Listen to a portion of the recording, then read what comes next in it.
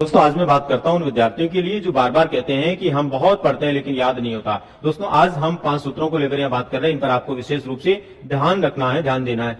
मैं बात कर रहा हूं रटो मत, पढ़ने का तरीका बदलो, पक्का याद रहेगा। कब याद रहेगा दोस्तों? ये 5 सूत्र आपको ध्यान रखने। पहला है इंटरेस्ट यानी रुचि, यानी कोई भी विषय वस्तु आप पढ़ें तो पूरी रुचि के साथ पढ़ें, क्योंकि रुचि जहां होती है वहां पर अटेंशन होता है, और अटेंशन होता है वो हमें ज्यादा से ज्यादा याद करने में मदद करता है। अंडरस्टैंडिंग, समझ को बढ़ाइए। 2 तरह से पढ़ते हैं हम, एक्टिव रीडिंग और पैसिव रीडिंग। हमें एक्टिव रीडिंग से पढ़ना है, लिख करके पढ़ना है, एक्टिव होकर पढ़ना है। चीजों को जितना हमारे पास है ज्यादा ज्यादा समझ में आए ये सोचकर पढ़ना है। ऐसे केवल पन्ने नहीं पलटने हैं। पैसिव रीडिंग के अंदर हम केवल पन्ने पलटते हैं, इसलिए हमें याद नहीं होता है। तो समझ को बढ़ाते हुए अपने को पढ़ना चाहिए। फॉरगेटिंग, भूलना। हम चीजों को जब मन से नहीं पढ़ते हैं, ध्यान से नहीं पढ़ते हैं और ये सोच के नहीं पढ़ते हैं कि मुझे लंबे समय तक ध्यान रखना, तो हम भूल जाते हैं।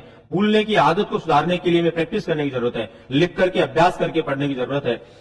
टीचिंग लर्निंग, टीचिंग लर्निंग का मतलब होता है दोस्तों, हम किसी पार्ट को डायरेक्ट पढ़ते हैं तो वो हमें 10% याद होता है। किसी पार्ट को प्रायोगिक अभ्यास से पढ़ते हैं तो 75% याद हो जाता है। लेकिन किसी पार्ट को पहले खुद समझते हैं और फिर अपने मित्रों को, अपने छोटे भाई बहनों को उसको पढ़ाते हैं तो वो हमें ज्यादा याद होता है। अगर आपने टीचिंग लर्निंग को अपना लिया, खुद ने सीख करके दूसरों को पढ़ाते हुए समझने का प्रयास किया, तो 95% तक आपको याद हो जाता है। इसलिए टीचिंग लर्निंग एक महत्वपूर्ण सूत्र है। और आखिरी दोस्तों, म्यूजिक माइंड पावर देने वाला होता है। अच्छे म्यूजिक सुनिए, जब भी समय मिले अच्छा म्यूजिक सुनेंगे तो निश्चित रूप से आपके माइंड की पावर बढ़ेगी और आप लंबे समय तक चीजों को याद रख पाएंगे। धन्यवाद।